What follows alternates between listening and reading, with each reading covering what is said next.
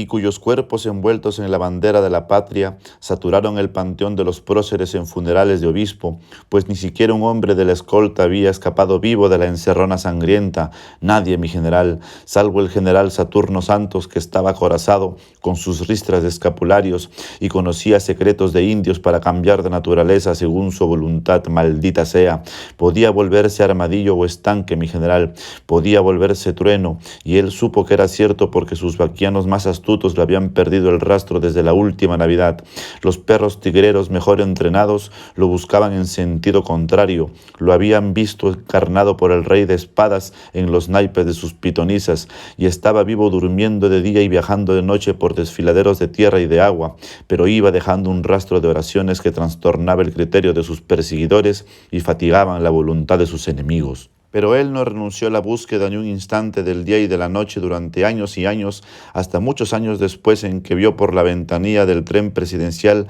una muchedumbre de hombres y mujeres con sus niños y sus animales y sus trastos de cocinar, como había visto tantas detrás de sus tropas de la guerra. Los vio desfilar bajo la lluvia llevando sus enfermos en hamacas colgadas de un palo detrás de un hombre muy pálido con una túnica de cañamazo que dice ser un enviado, mi general, y él se dio una palmada en la frente y se dijo: ahí está, carajo. Y ahí estaba el general Saturno Santos mendigando la caridad de los peregrinos con los hechizos de su arpa descordada. Estaba miserable y sombrío, con un sombrero de fieltro gastado y de un poncho en piltrafas. Pero aún en aquel estado de misericordia no fue tan fácil de matar como él pensaba, sino que había descabezado con el machete a 3 de sus hombres mejores. Se había enfrentado a los más fieros con tanto valor y tanta habilidad que él ordenó parar el tren frente al triste cementerio del páramo donde predicaba el enviado, y todo el mundo se apartó en estampida cuando los hombres de la Guardia Presidencial saltaron del vagón pintado con los colores de la bandera,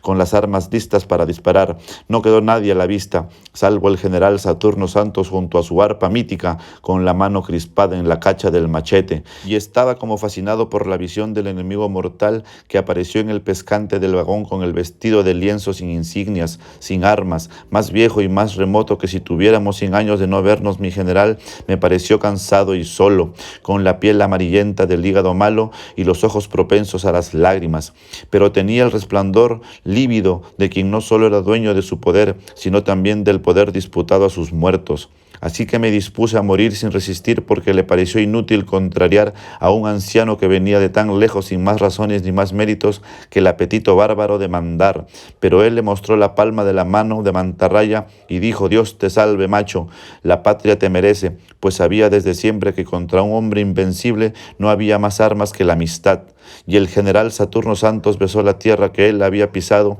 y le suplicó la gracia de permitirme que le sirva como usted mande, mi general, mientras tenga virtud en estas manos para hacer cantar el machete. Y él aceptó. De acuerdo, lo hizo su guardaespaldas con la única condición de que nunca te me pongas detrás. Lo convirtió en su cómplice de dominó y entre ambos despeluzaron a 4 manos a muchos déspotas en desgracia. Lo subía descalzo en la carroza presidencial y lo llevaba a las recepciones diplomáticas con aquel aliento de tigre que alborotaba a los perros y les causaba vértigo a las esposas de los embajadores. Lo puso a dormir atravesado frente a la puerta de su dormitorio para aliviarse el miedo de dormir cuando la vida se volvió tan áspera que él temblaba ante la idea de encontrarse solo ante la gente de los sueños. Mantuvo a 10 palmos de su confianza durante muchos años hasta que el ácido úrico le agarrotó la virtud de hacer cantar el machete y le pidió el favor de que me mate usted, mi general, para no darle a otro el gusto de matarme sin ningún derecho. Pero él lo mandó a morir con una pensión de buen retiro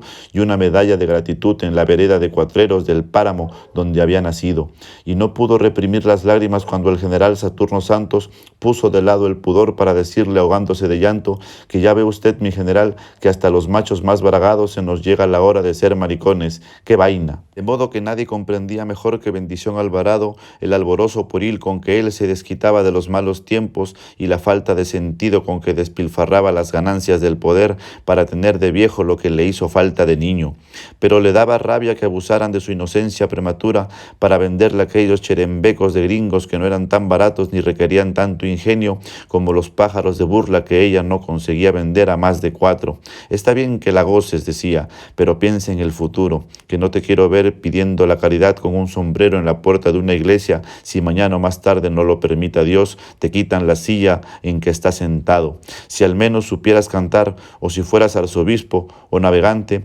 pero tú no eres más que general, así que no sirves para nada sino para mandar. Le aconsejaba que entierres en un sitio seguro la plata que te sobra del gobierno, donde nadie más que él pudiera encontrarla, por si le daba el caso de salir corriendo como esos pobres presidentes de ninguna parte que pastoreaban el olvido, mendigando a dioses de barcos en la casa de los arrecifes. Mírate en ese espejo, le decía, pero él no le hacía caso, sino que le postraba el desconsuelo con la fórmula mágica de «Esté tranquila, madre, esta gente me quiere». Bendición Alvarado había de vivir muchos años lamentándose de la pobreza, peleando con las sirvientas por las cuentas del mercado y hasta saltando almuerzos para economizar, sin que nadie se atreviera a revelarle que era una de las mujeres más ricas de la tierra, que todo lo que él acumulaba con los negocios del gobierno lo registraba a nombre de ella. No solo era dueña de tierras desmedidas y ganado sin cuento, sino también de los tranvías locales y del correo y el telégrafo y de las aguas de la nación, de modo que cada barco que navegaba por los afluentes amazónicos o los mares territoriales, tenía que pagarle un derecho de alquiler que ella ignoró hasta la muerte, como ignoró durante muchos años que su hijo no andaba tan desvalido como ella suponía cuando llegaba a la mansión de los suburbios sofocándose en la maravilla de los juguetes de la vejez, pues además del impuesto personal que percibía por cada res que se beneficiaba en el país, además del pago de sus favores y de los regalos de interés que le mandaban sus partidarios, había concebido y lo estaba explotando desde hacía mucho tiempo un sistema infalible para ganarse la lotería. Eran los tiempos que sucedieron a su falsa muerte, los tiempos del ruido, Señor, que no se llamaron así como muchos creíamos por el estruendo subterráneo que se sintió en la patria entera una noche del mártir San Heraclio, y del cual no se tuvo nunca una explicación cierta, sino por el estrépito perpetuo de las obras emprendidas que se anunciaban desde sus cimientos como las más grandes del mundo, y sin embargo no se llevaban a término, una época mansa en que él convocaba los consejos de gobierno mientras hacía la siesta en la mansión de los suburbios. Se acostaba en la hamaca abanicándose con el sombrero bajo los ramazones dulces de los tamarindos. Escuchaba con los ojos cerrados a los doctores de palabra suelta y bigotes engomados que se sentaban a discutir alrededor de la hamaca, pálidos de calor dentro de sus levitas de paño y sus cuellos de celuloide. Los ministros civiles que tanto detestaba, pero que había vuelto a nombrar por conveniencia, y a quienes oía discutir asuntos de Estado entre el escándalo de los gallos que correteaban a las gallinas en el patio y el pito continuo de las chicharras y el gramófono insomne que cantaba en el vecindario la canción de Susana, ven Susana. Se callaba de pronto, silencio, el general se había puesto a dormir, pero él bramaba sin abrir los ojos, sin dejar de roncar. No estoy dormido, pendejos, continúen, continuaban, hasta que él salía tantaleando de entre las telarañas de la siesta y sentenció que entre tantas pendejadas el único que tiene la razón es mi compadre el ministro de Salud. ¡Qué carajo!